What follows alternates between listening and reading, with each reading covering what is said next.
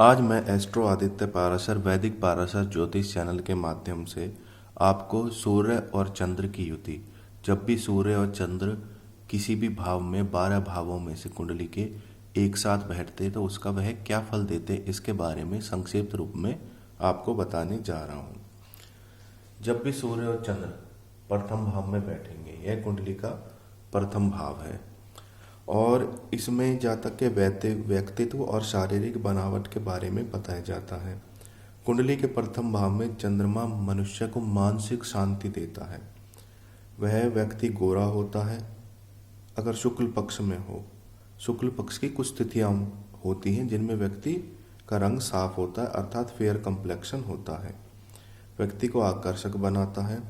सूर्य जातक को प्रकर्मी बनाता है और प्रथम भाव में चंद्र और सूर्य जातक को भावनात्मक रूप में बली बनाता है। ऐसा व्यक्ति भावुक होता है। इस युति की यह खासियत है, जब भी यह युति होती है व्यक्ति भावुक होता है और निडर होता है और व्यक्ति अपनी मंजिल को पाकर ही दम लेता है। परंतु इसके कुछ नकारात्मक प्रभाव भी हैं। व्यक्ति के यह क्रोध और शक की बना देते हैं। व्यक्ति तो क्रोधी होता है और बात बात पर शक करता है। दूसरा, ये उससे स्वास्थ्य संबंधित परेशानियां पैदा हो सकती हैं। इसलिए मैं वीडियो के अंत में आपको सूर्य और चंद्र की युति से होने वाले अशुभ प्रभावों से कैसे मुक्ति पाई जाए उसके बारे में बताऊंगा। कुंडली का द्वितीय भाव। कुंडली का द्वितीय भाव धन का भाव कहलाता है। यहाँ सूर्य और चंद्र की युति व्यक्ति को धनवान बनाती है और वह सरकारी नौकरी पाने वाला होता है। यह द्वितीय भाव है। इस भाव में व्यक्ति सकारात्मक कार्य करता है, धन संपदा और प्रसिद्धि को प्राप्त करता है, अपने परिवार को चाहने वाला होता है और उसे परिवार का सहयोग भी मिलता है। अगर इस भाव में व्यक्ति को अशुभ प्रभावों, नीच ग्रहों की दृष्टि हो तो व्यक्ति को नीच और शत्रु ग्रहों की दृष्टि हो तो व्यक्ति को वित्तीय क्षेत्र में फाइनेंस के मामले में मुश्किलों का सामना करना पड़ता है और दांत और मसूड़े से संबंधित समस्याएं ऐसे व्यक्ति को हो सकती हैं। कुंडली का तृतीय भाव क्या कहता है? कुंडली का तृतीय भाव व्यक्ति को साहसी और पराक्रमी बनाता है। ऐसा व्यक्ति कभी भी गलत भाषा का प्रयोग नहीं करता। वह जिससे दुश्मनी हो उसे भी अपना दोस्त बनाने की ताकत रखता है। सबसे उसका व्यवहार सकारात्मक रहता है और प्यार भरा उसका व्यवहार रहता है। ऐसे व्यक्ति को जितना हो सके चंद्रमा और सूर्य से संबंधित उपाय करने चाहिए और दान देना चाहिए। यहाँ व्यक्ति के जब भी नकारात्मक प्रभाव देखने को मिलेगा तो व्यक्ति के दोस्त भी उसके लिए दुश्मन का काम करेंगे और वह किसी भी कार्य में सफलता नहीं पाएगा और समाज में उसे अपयश की संभावना रहती है। कुंडली का चतुर्थ भाव। चतुर्थ भाव धन संपत्ति मात्र भाव को दर्शाता है। इसमें जातक क्रोध और प्रेम बराबर मात्रा में होता है, मिश्रित फल देता है। ऐसा व्यक्ति अपनी मातृभूमि के प्रति समर्पित रहता है। उसका अपने ही देश में मन लगता है, अपने गांव में, अपने शहर में उसका छोड़ने को मन नहीं करता। यह व्यक्ति संपत्तिवान होता है और माता पिता से भी इसे विरासत में धन दौलत प्राप्त होती है। अगर इस भाव में सूर्य अशुभता देता है तो व्यक्ति की पिता से अनबन रहती है और उसे कई तरह के नकारात्मक प्रभाव देखने को मिल सकते हैं, जैसे छोटा मोटा शारीरिक संबंधित प्रभाव। उसके व्यक्ति के जीवन पर इतना खास फर्क नहीं पड़ता। कुंडली का पंचम भाव। यह कुंडली का पंचम भाव है। यह संतान और शारीरिक संबंध और रचनात्मकता को दर्शाता है। यहाँ सूर्य अति शुभ फल देता है। सूर्य और चंद्र की युति स्वास्थ्य बना रहता है। सम्मान और संपत्ति हासिल करने की कोशिश में ऐसा व्यक्ति लगा रहता है। जातक इंजीनियरिंग या मेडिकल फील्ड से जुड़े कार्य में सफलता हासिल करता है। ऐसा जातक दयालु स्वभाव का होता है, मेल मिलाप बढ़ाने वाला होता है, अपने संतान के प्रति आसक्त होता है। कहने का मतलब संतान और परिवार का ध्यान रखने वाला होता है। सूर्य और चंद्रमा का प्रभाव अगर यहाँ पर आक्रामक हो तो व्यक्ति जिद्दी बन जाता है। गर्भ धारण के समय उसकी पत्नी को समस्याएं आती हैं अगर अशुभ प्रभाव हो तो। अब कुंडली का छठा भाव क्या कहता है? छठा भाव रोग और ऋण को दर्शाता है। ऐसा व्यक्ति के दुश्मन उसका चाहकर भी कुछ नहीं बिगाड़ पाते। व्यक्ति इतना मजबूत होता है। व्यक्ति हमेशा ऊर्जावान रहता है। कपड़ों से जुड़े बिजनेस में वह काफ़ी धन कमाता है। ऐसे व्यक्ति के वैवाहिक जीवन में मुश्किलों का सामना करना पड़ सकता है और उसे रक्त से संबंधित बीमारियां हो सकती हैं।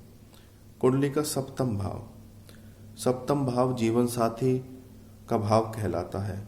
इसमें साझेदारी और विवाह को दर्शाता है। ऐसा व्यक्ति सूर्य और चंद्र की युति होने के कारण गोरे रंग का हो सकता है, सुंदर काया वाला होता है और ऐसा व्यक्ति का साथी भी तेजस्वी होता है, उसका साथ निभाने वाला होता है। इसका जीवन साथी काफ़ी समझदार होता है, हर कार्य में उसका सहयोग करने वाला होता है। ये किसी न किसी कला में माहिर होते हैं और अपनी इसी कला के बल पर वह धन कमा लेते हैं। ऐसे व्यक्ति में सूर्य अधिक ऊर्जा प्रदान करता है, जिसके कारण व्यक्ति के जीवन में अपने जीवन साथी से छोटी मोटी बातों पे मतभेद रह सकते हैं। अष्टम भाव कुंडली का क्या कहता है? अष्टम भाव आयु, मृत्यु और धर्म का सूचक है। ऐसे में व्यक्ति के माता पिता का जो जीवन होता है वह अच्छा जीवन जीते हैं और दूसरों को आकर्षित करने की कला ऐसे व्यक्ति के अंदर होती है। वह कुछ अपने विश्वास वाले लोगों की मदद से जीवन में व्यक्ति कामयाबी प्राप्त करता है। चिकित्सा से जुड़े क्षेत्र में अगर वह व्यक्ति हो तो एक सफल डॉक्टर और सर्जन भी बन सकता है। ऐसे व्यक्ति को अष्टम भाव में नज़ला और पेट से संबंधित छोटी मोटी बीमारी जैसे आँख से संबंधित बीमारी हो सकती है। इसमें व्यक्ति को अपना विशेष रूप से ध्यान रखना चाहिए। सूर्य को निरंतर जल चढ़ाना चाहिए और सोमवार के दिन उसे खीर का प्रसाद बांटना भी चाहिए और खुद भी खाना चाहिए। कुंडली का नवम भाव क्या कहता है? यह भाग्य, तीर्थ और आध्यात्मिकता को दर्शाता है। ऐसा जातक किसी मंदिर या धर्म स्थान का अध्यक्ष बन सकता है। सरकारी क्षेत्र में उसके कार्य सफल होते वह पराक्रमी और मेहनत करने वाला होता है, परंतु कभी कभार उसके अंदर धर्म के प्रति कट्टरवाद स्थिति देखी गई है। वह अपने धर्म के प्रति कट्टर होता है। भूमि और स्वास्थ्य संबंधी परेशानियां उसको आ सकती हैं। भूमि के विवाद में कई बार ऐसा व्यक्ति फंस जाता है। कुंडली का दसम भाव क्या कहता है? जब भी दसम भाव में सूर्य और चंद्र की युति होगी तो व्यक्ति IAS, IPS इत्यादि उच्च प्रशासनिक सेवा में होगा। इसकी संतान भी आज्ञाकारी होगी। इसके पास किसी चीज की कमी नहीं होगी। ऐसा जातक एक अच्छा समाज सुधारक कहलाता है। समाज में उसका अलग दबदबा होता है। उसके पिता द्वारा बताए हुए रास्ते पर ही चलता है। वह अपने धर्म के मार्ग से कभी नहीं हटता और काफ़ी धार्मिक प्रवृत्ति का होता है। ऐसा व्यक्ति परिवार के लिए सब कुछ करने पर भी मान सम्मान प्राप्त नहीं कर पाता। यह नकारात्मक प्रभाव होते हैं। उच्च पद पर आसीन होने के बाद भी उसे मुश्किलों का सामना करना पड़ता है जब भी शत्रु ग्रह की इस पर दृष्टि हो। कुंडली का एकादश भाव, एकादश भाव लाभ और आय का भाव है। ऐसे में उसे माता पिता से धन लाभ अवश्य होता है।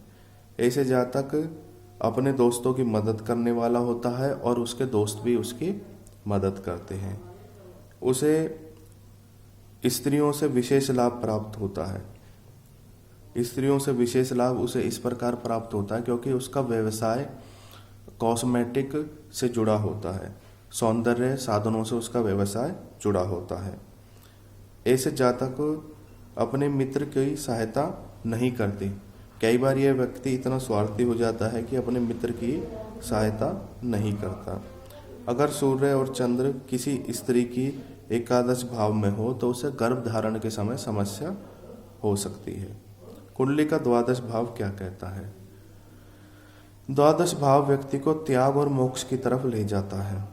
ऐसा व्यक्ति आध्यात्मिक प्रवृत्ति का होता है। योग ध्यान साधना में उसका मन लगता है।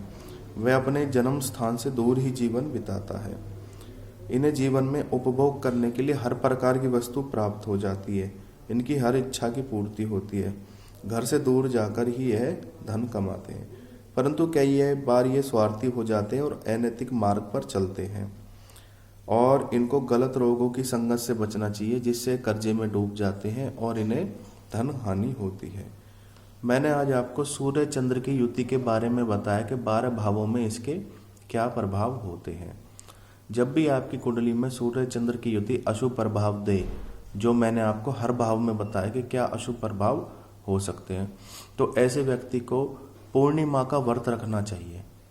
हर पूर्णिमा का उसे व्रत रखना चाहिए। पक्षियों को गेहूं का दाना डालना चाहिए और 2 मुखी रुद्राक्ष चांदी में मढ़वाकर ऐसे व्यक्ति को लाल धागे में धारण करना चाहिए। सूर्य चंद्र यंत्र व्यक्ति इकट्ठे बनवा सकता है और उन यंत्रों को मंदिर में रखकर धूप दीप जलाए और सूर्य और चंद्र से संबंधित मंत्रों के 11, 21 या 9 जो भी इच्छा हो, कम से कम 9 बार जरूर पाठ करें।